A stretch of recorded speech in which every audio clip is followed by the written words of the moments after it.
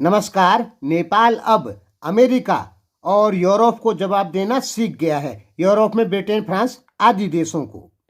पहले नेपाल यूरोप को और अमेरिका को किसी भी काम के लिए जवाब नहीं देता था, लेकिन अब नेपाल सीधी जवाब और धमकी यूरोप अमेरिका को दे रहा है। इसके दो मुख्य कारण हम आपको बता रहे हैं। एक तो बालेन शाह वाला तो आपको पता होगा, उसको बाद में बताएंगे। अभी क्या हुआ कि यूरोप ने नेपाल का हवाई प्राधिकरण यानी उड्डयन विभाग जो है उस पर 12 साल से उसको ब्लैक लिस्ट में रखा है कि नेपाल के जो हवाई जहाज हैं वो असुरक्षित हैं।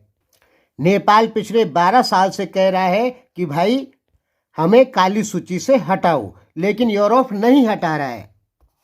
जबकि भारत और चाइना ने नेपाल की हवाई सर्विस को सुरक्षित माना है, लेकिन यूरोप ने नहीं माना। नेपाल ने बार बार कहा कि भाई काली सूची से हटाओ, तो भी यूरोप ने नहीं हटाया। अब नेपाल ने क्या किया है कि यूरोप के हेलीकॉप्टरों पे रोक लगा दी है। इनमें एयरबेस का है और दूसरा है ATR। नेपाल के चल रहे। नेपाल ने कह दिया कि भाई अगर आप हमें काली सूची से नहीं हटाओगे तो हम नेपाल में आपके हेलीकॉप्टर जो चलते हैं उन पे रोक लगा देंगे। यानी ऐसा पहली बार हुआ कि नेपाल ने यूरोप को जवाब देना सीख लिया। बालेन शाह वाली बात थोड़ी देर में बताते हैं जो उन्होंने ट्रंप को कहा।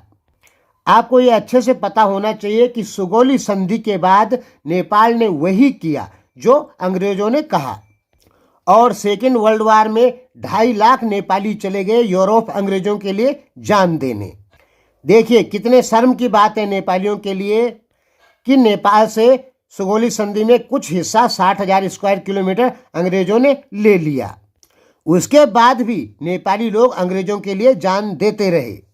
1857 की क्रांति में भारतीयों ने जंग बहादुर राणा को कहा कि आप दिल्ली के तख्त पर बैठ जाइए, क्योंकि जंग बहादुर तो राणा थे जाति से, और राणा लोग भारत में सम्मान्य नज़र से देखे जाते हैं।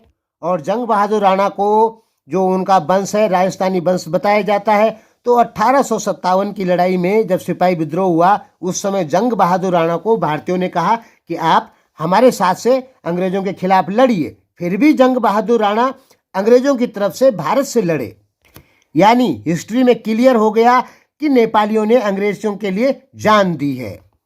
मैं ये नहीं कह रहा कि भारतीयों ने नहीं दी, लेकिन भारतीयों ने कम, नेपालियों ने ज़्यादा।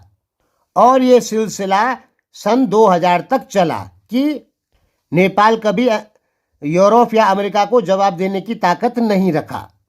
भारत और नेपाल के बीच जो तनाव है उसका मुख्य कारण अमेरिका और यूरोप ही है, क्योंकि भारत हमेशा अमेरिका और यूरोप का दुश्मन रहा, सोवियत संघ का मित्र रहा। नेपाल हमेशा यूरोप का दोस्त रहा, अमेरिका का दोस्त रहा। नेपाल की कांग्रेस पार्टी हमेशा अंग्रेजों के कहने पर या अमेरिका के कहने पर चली, और भारत की कांग्रेस पार्टी हमेशा अमेरिका की दुश्मन रही। यही कोल्ड वार शीत युद्ध का इतिहास है। यानी साफ क्लियर है कि नेपाल ने कभी भी अंग्रेजों को यानी यूरोप या अमेरिका को जवाब देना नहीं सीखा। लेकिन अब नेपाल थोड़ा थोड़ा करके हिम्मत जुटा रहा है और यूरोप के खिलाफ भी बोल दे रहा है और अमेरिका को भी बोल दे रहा है। हालांकि नेपाली सोशल मीडिया में यूरोप और अमेरिका के खिलाफ बहुत बोला जाता है, लेकिन नेपाल के नेता डायरेक्ट अमेरिका और चीन और यूरोप को धमकी देने की ताकत नहीं रखते। वो केवल भारत को ही धमकी दे सकते हैं, क्योंकि उन्हें पता है कि भारत हमारे साथ कोई भी दुर्व्यवहार नहीं करेगा। ये हिम्मत नेपाल ने 1857 में दिखाई होती तो आज नेपाल का नक्शा ही चेंज होता। आज पूरा नेपाल और भारत एक ही देश होता। चलिए जो भी है, देर में हुआ लेकिन हुआ तो सही कि नेपाल को जवाब देना आया। अब बात करते हैं बालेन शाह की। बालेन शाह ने डोनाल्ड ट्रंप के सामने अच्छा आदमी नहीं बोल सकता है, उसको कोई धमकी नहीं दे सकता है। कारण अमेरिका आज भी विश्व शक्ति है, क्योंकि दुनिया में डॉलर चलता है। अमेरिका अगर डॉलर को रोक दे तो दुनिया के बहुत सारे देशों की अर्थव्यवस्था चौपट हो जाएगी। इसलिए अमेरिका से अच्छे खासे देश डरते हैं। चाइना भी डरता है, रूस भी डरता है, भारत भी डरता है।